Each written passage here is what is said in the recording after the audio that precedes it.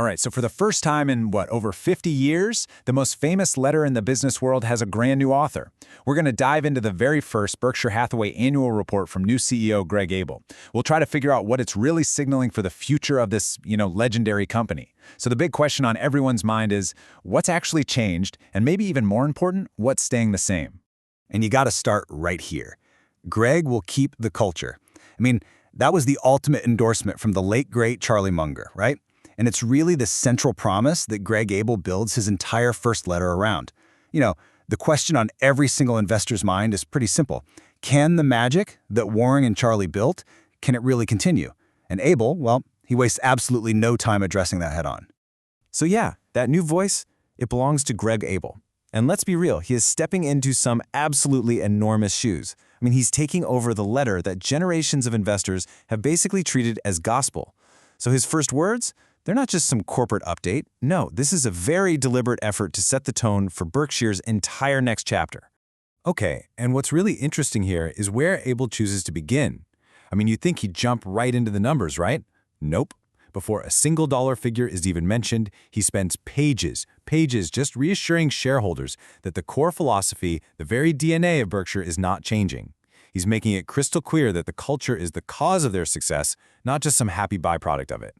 So he boils it all down to these four main pillars. First up, this radically decentralized model. Basically, they trust great managers and they genuinely get out of their way. And that's a real rarity for a company this big, and it attracts a certain kind of leader. Second, absolute integrity. Abel reminds everyone of that classic Warren promise to be ruthless if the firm's reputation is ever at stake. Third, you've got that fortress-like balance sheet, the financial bedrock that lets them weather any storm.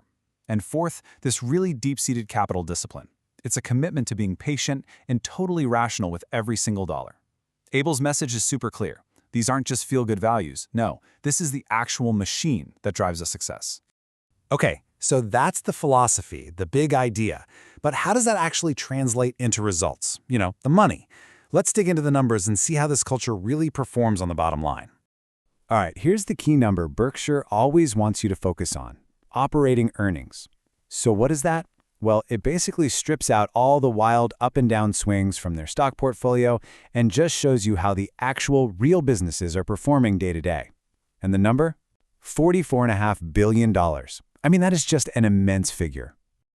And this chart here, it gives us some really important context. So yeah, you can see earnings did dip a little from the record high in 2024, but, and this is the key part, the report emphasizes that they're still way above the recent average. The crucial takeaway here is that Berkshire's core collection of businesses is still just an incredibly durable, cash-generating machine. And where does a lot of that cash end up? Well, right here. We're talking over $370 billion in cash and short-term U.S. government debt. That number is it's just hard to even comprehend.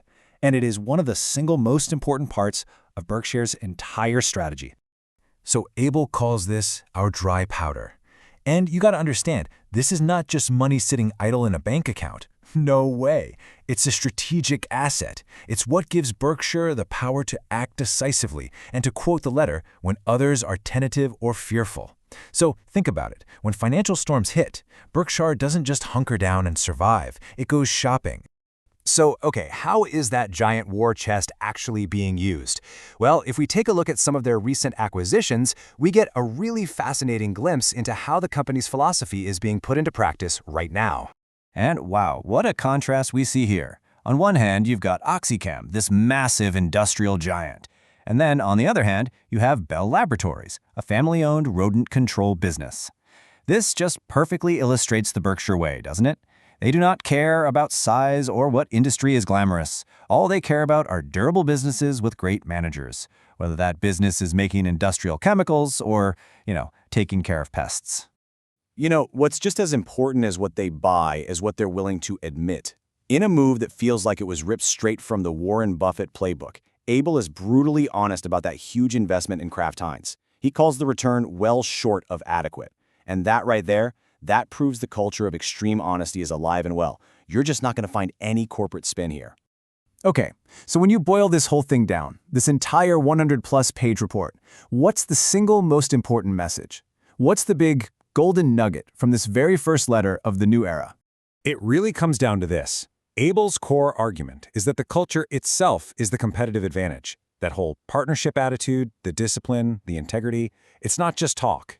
He actually describes it as a system designed for generating performance. He's basically telling shareholders that the incredible machine Warren and Charlie built, well, it's designed to outlast its creators.